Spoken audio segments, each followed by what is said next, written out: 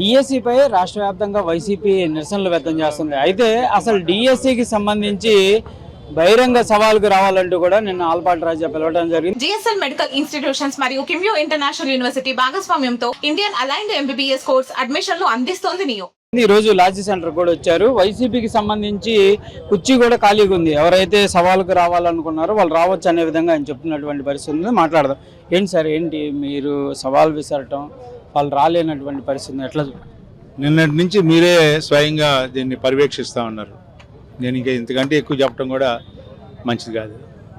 ఒకటి, వాస్తవం ఉంటే మాట్లాడటానికి రమ్మని చెప్పి కోరాను, ఏదున్నా మాట్లాడటానికి రమ్మని చెప్పి కోరాను. మీ పార్టీగా ఏం చెప్పాలనుకున్నారో చెప్పడానికి కూడా రమ్మని చెప్పాను. ఇది ప్రజాస్వామ్య వేదిక. ఇక్కడ ఘర్షణలకి, శాంతి భద్రతలకు, విఘాతాలకు అసలు తావే లేదు. రెండే కుర్చీలు వేసాం, ఇంక మేము వేరేగా కూడా కాదు. చక్కగా మాట్లాడుకోవచ్చు, మీ వాదన మీరు వినిపించవచ్చు, ఎక్కడ తప్పు జరిగిందో చెప్పచ్చు, ఏ జీవో ఇచ్చామో చెప్పచ్చు, ఎక్కడ అవినీతి జరిగిందో చెప్పచ్చు. మిమ్మల్ని ఎవరు ఒక్క మాట అంటానికి కూడా ఆస్కారం.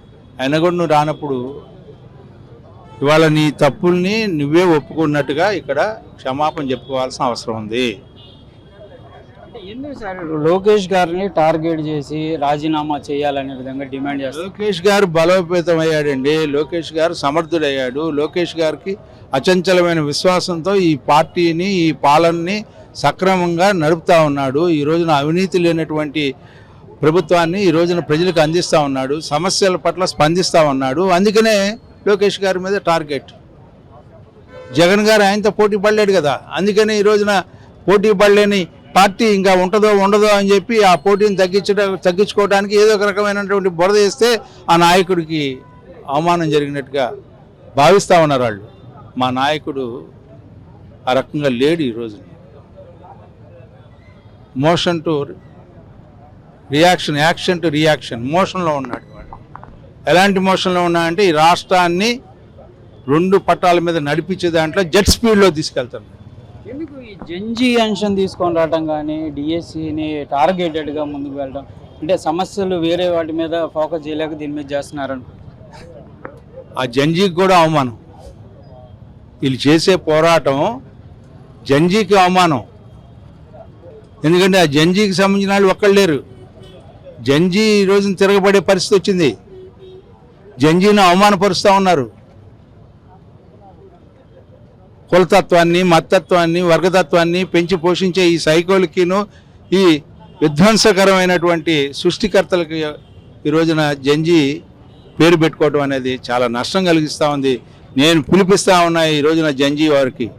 జంజీ అనే పేరు పెట్టుకొని వీళ్ళు ఏ నాటకం చేసినా కూడా అది మీ యొక్క భవిష్యత్తుకి తీవ్ర నష్టం కలిగే పరిస్థితి ఉంది అని చెప్పి చెప్పాలని నా ఉద్దేశం. ఎన్నింటి వరకు మీరు అవకాశం ఇస్తారు సార్? ఒకవేళ వాళ్ళు రావాలైనా సరే, ఆ తర్వాత వచ్చినా కూడా వస్తారు. ఇది ప్రధానంగా కూడా ఆలపాటి రాజా అయితే క్లియర్గా చెప్తున్నారు.